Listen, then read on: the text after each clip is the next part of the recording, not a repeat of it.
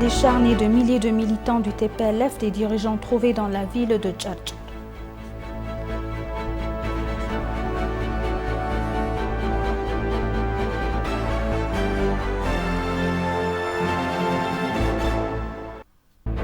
Bienvenue chers téléspectateurs, c'est Aline Teibaro avec le journal du 29 octobre. D'imminents dirigeants africains arrivent à Addis Abeba pour le premier sommet de la jeunesse africaine. La génération actuelle de l'Afrique a le devoir d'assumer la responsabilité de revigorer les idéaux du panafricanisme afin de maintenir l'unité et l'intégrité du continent.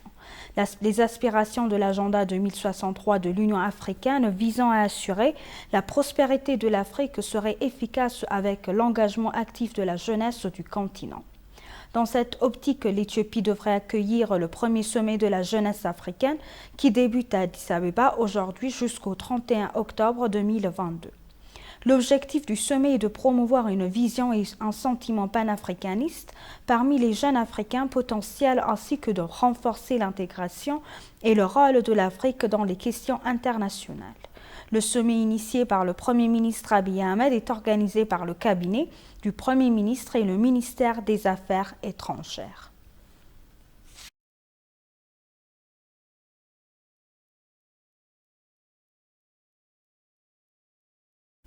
Le gouvernement éthiopien ne peut plus tolérer les mensonges diffamatoires répandus contre l'Éthiopie par diverses entités occidentales selon le service de communication du gouvernement. Il est honteux qu'ils reproduisent la propagande irresponsable du TPLF selon laquelle les crimes les plus odieux pourraient être commis en Éthiopie.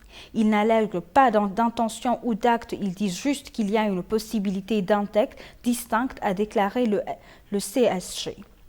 Le service de communication du gouvernement a déclaré dans un communiqué qu'il est regrettable que peu d'institutions de renom n'aient pu résister à se joindre à cette campagne orchestrée contre l'Éthiopie. Certains pourraient être trompés en croyant à cette diffamation contre l'Éthiopie. Certains partagent l'intention d'utiliser ces allégations pour forcer l'Éthiopie à se soumettre à leur imposition. Ils se trompent sur le fait qu'en faisant des allégations aussi scandaleuses, il pourrait intimider le gouvernement éthiopien pour qu'il change du képi dans ses mesures défensives contre le TPLF, a-t-il ajouté. La déclaration a souligné que les mêmes sautent pour sauver ce groupe quoi qu'il arrive.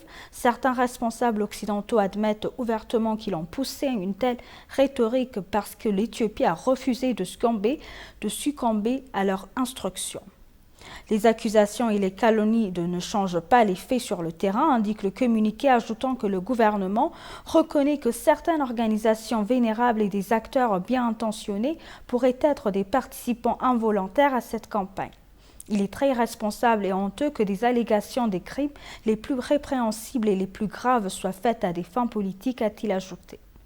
Le gouvernement éthiopien est donc obligé de se pencher sur ses options et d'examiner ses relations avec certains États et entités qui portent des accusations non fondées et politiquement motivées d'une telle gravité contre le pays.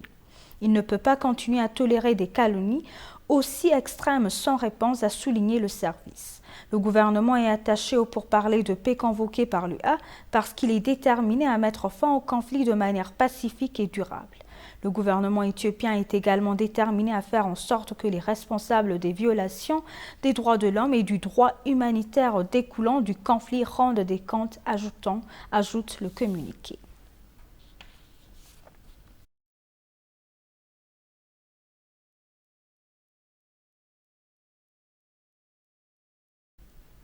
Des fosses communes où des milliers de militants et dirigeants du terroriste TPLF enterrés ont été découvertes enterrés à Djadjaville. Il est de notoriété publique que le groupe terroriste TPLF a lancé une attaque contre le commandement nord de la Force de défense nationale éthiopien dans l'obscurité du 4 novembre 2020 et que le groupe posait des graves menaces à la sécurité nationale pour la souveraineté et l'intégrité territoriale de l'Éthiopie. À l'époque, le groupe terroriste a massacré plusieurs membres du commandement nord de la FDNE et ont laissé de nombreux autres avec des blessures physiques et des traumatismes psychologiques. Alors que la force de défense nationale avance maintenant vers la région du Tigray pour contrôler tous les aéroports ainsi que d'autres installations fédérales et libérer le peuple. Les secrets cachés du TPLF continuent d'être exposés dans les zones qui sont libérées en raison du sacrifice de la défense. En conséquence, des charniers, des milliers de militants et d'officiers du groupe terroriste ont été découverts à l'est de la ville de Djadjar. Cela montre que les principaux dirigeants du groupe terroriste ne ménageront aucun effort pour rester au pouvoir avec le sang du peuple du Tigray. Les principaux dirigeants du groupe terroriste n'ont pas non plus de pitié, même pour les militants qui ont combattu aux côtés du groupe, et les fosses communes trouvées dans la région ont prouvé leurs mauvaises actions. Les fosses communes sont codées et dans certaines fosses, environ 3 à 5 corps sont enterrés ensemble à temps appris.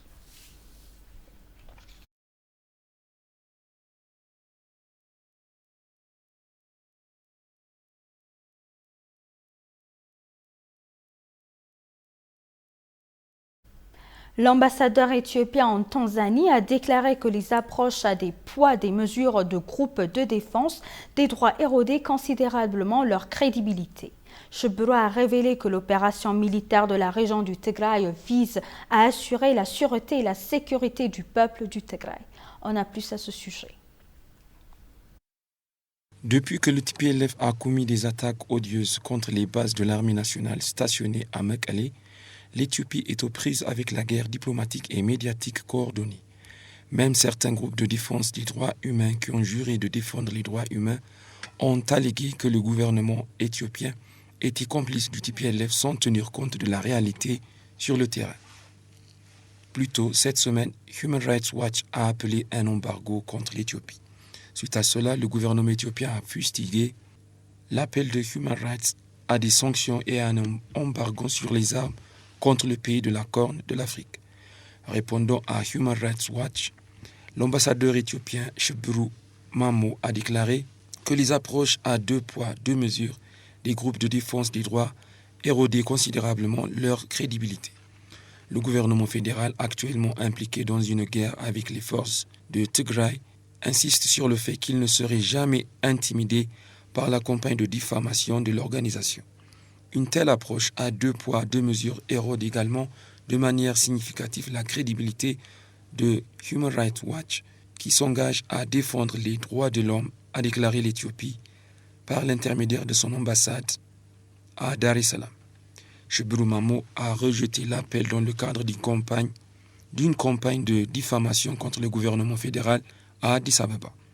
C'est un mélange d'allégations sans fondement et de campagnes médiatiques coordonnées par diverses organisations internationales, a-t-il déclaré dans un communiqué.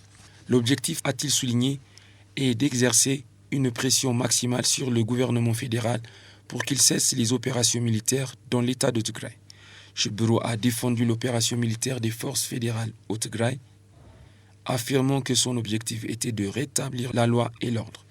Cela ira de pair avec le désarmement des combattants de Tigray et la traduction de ces dirigeants en justice, garantissant ainsi la sûreté et la sécurité du peuple tigréen. Cheburu a déclaré que malgré les combats, les autorités ont veillé à ce que l'aide humanitaire soit acheminée aux personnes dont le besoin dans les zones ravagées par la guerre. Il s'est demandé pourquoi Human Rights Watch était resté silencieux lorsque les combattants tigréens ont pillé de la nourriture, du carburant et des fournitures médicales à Mekelle. De même, le représentant permanent de l'Éthiopie au Conseil de sécurité de l'ONU, Taye Atsak-Selassie, a également déclaré que la Commission internationale d'experts des droits de l'homme sur l'Éthiopie est issue d'une motivation politique pour intensifier la pression contre l'Éthiopie. L'Éthiopie a appelé les membres du CSNU à éviter les étapes qui pourraient nuire aux pourparlers de paix menés par l'Union africaine. Le représentant permanent de l'Éthiopie auprès de l'ONU à Genève, Zennebe Kabede, a pour sa part déclaré que l'administration Biden et l'Occident utilisent des groupes de défense des droits de l'homme pour interférer dans les affaires intérieures des nations souveraines. Les pourparlers de paix dirigés par l'Union africaine se déroulent à Pretoria, en Afrique du Sud, pour mettre fin à la guerre de 2 ans. Mais les États-Unis semblent menacer l'Éthiopie dans les pourparlers de paix de l'Union africaine.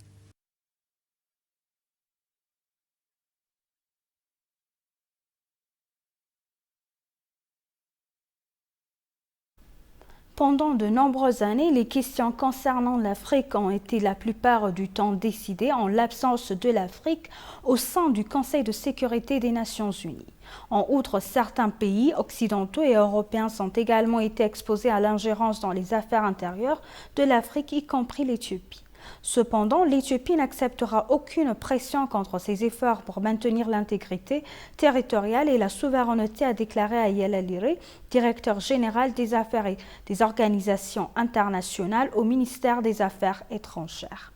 Il a également souligné que les demandes du chef d'État africain pour le siège permanent de l'Afrique au Conseil de sécurité de l'ONU sont importantes. Même si l'Afrique compte un quart des membres des Nations Unies en raison de sa population, de près 1,4 milliard d'habitants et de 55 pays, un siège permanent au Conseil de sécurité des Nations Unies n'est pas quelque chose dont le continent peut profiter. C'est pourquoi les questions concernant l'Afrique ont été la plupart du temps décidées en l'absence de l'Afrique au sein du Conseil de sécurité des Nations Unies. Cependant, les dirigeants africains dénoncent actuellement la représentation inéquitable de l'Afrique au Conseil de sécurité de l'ONU.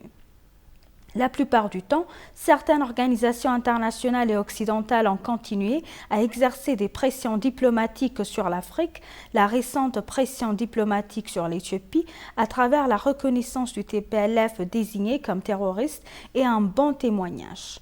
Cependant, l'Éthiopie n'acceptera pas des pressions contre ses efforts pour maintenir l'intégrité territoriale, la souveraineté, a noté Ayala.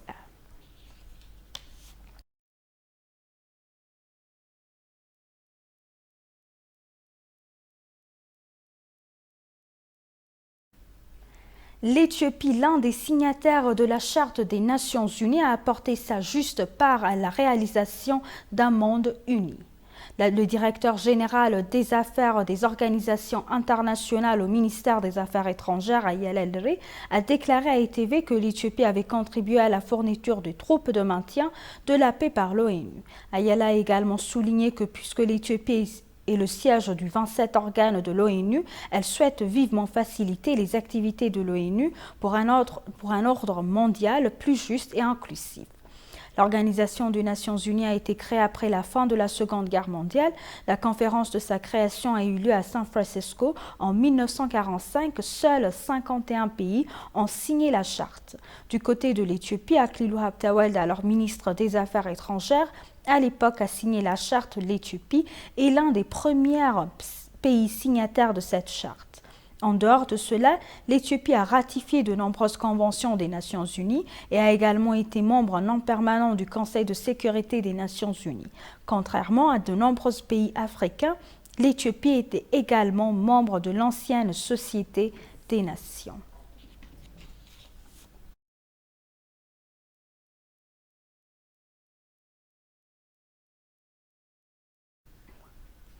Suite à la décision de l'Éthiopie d'ouvrir son secteur financier aux investisseurs étrangers, Commercial Bank of Kenya a exprimé son intérêt à s'engager dans le secteur financier du pays. Une délégation de hauts fonctionnaires de la banque a rendu visite à la Commission éthiopienne des investissements. La délégation a salué la récente décision du gouvernement éthiopien d'ouvrir le secteur financier aux investisseurs étrangers. Suite à l'offre de l'Éthiopie aux investisseurs étrangers dans le secteur Commercial Bank of Kenya, et la dernière a exprimé son intérêt à s'engager dans le secteur dans le pays. Tamasken Talaoun, commissaire adjoint de l'EIC, a expliqué à la délégation les politiques d'investissement, les récentes réformes économiques et l'objectif d'ouverture du secteur financier aux investisseurs étrangers. Commercial Bank of Kenya a plus de 125 ans d'expérience dans le secteur bancaire et opère dans 7 pays d'Afrique de l'Est selon EIC.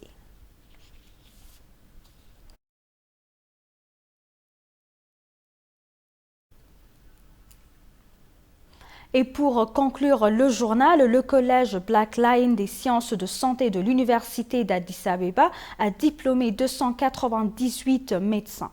L'inauguration s'est déroulée en présence du ministre de la Santé, Dr Lia Taddese, du gouverneur de la Banque nationale d'Éthiopie, Dr Yilna Gerdase, du président de l'université, le professeur Tasewel Dahana, et d'autres invités. Parmi les diplômes d'aujourd'hui, 184 sont des hommes et 114 sont des femmes, a rapporté ENA. Le Collège des sciences de la santé de l'Université d'Addis Abeba a enseigné et diplômé des étudiants en médecine pour la 51e fois cette année.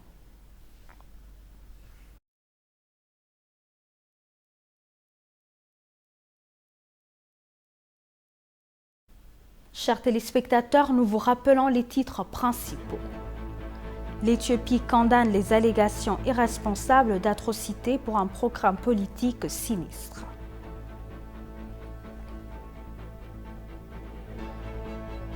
Des charniers de milliers de militants du TPLF, des dirigeants trouvés dans la ville de Tchartchar.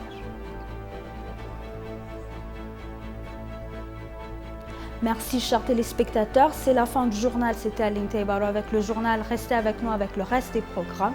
Bonne journée.